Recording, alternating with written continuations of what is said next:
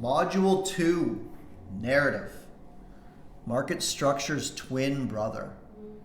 You'll find that they're inseparable. One will always lead into the other. Structure can give us narrative, and narrative gives us an idea of what structure is doing. Okay, so structure, as we learned, answers the question, what is the market doing? Are we trending? Are we ranging? What exactly is going on right now? And then narrative pairs with it and answers the question, why are we doing it? Why are we trading up? Why are we trading down? Are we trading down to break highs? Are we trading down to mitigate something? Right? Which leads into essentially what narrative is. And we're always doing one of two things. We're searching for liquidity, right? So we're either breaking out, breaking a high, taking all the stops above it, or a low, taking the stops below it.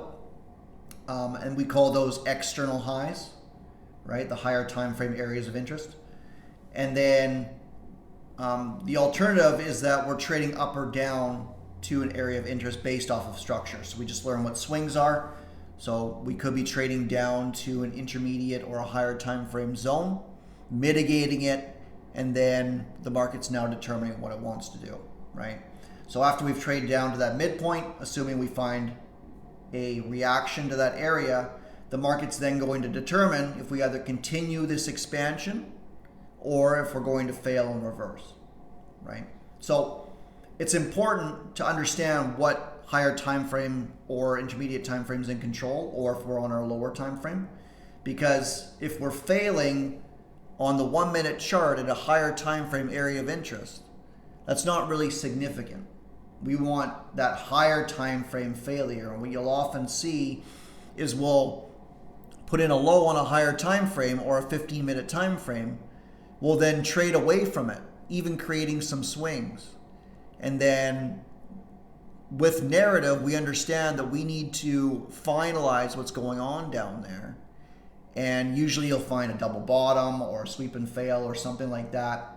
And then that provides a very strong reversal that then continues on, right? So we'll get into that with module 3. That's going to be around multi-timeframe analysis. But for right now, a major part of this module is going to be centered around failure, right?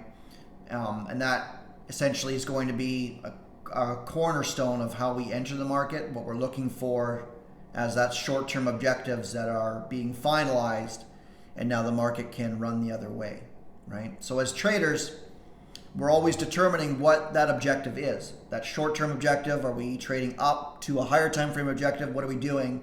And then our bias is creating ideas and trade ideas based off of the price action that's associated with that movement, right? How volatile it is, what it's doing.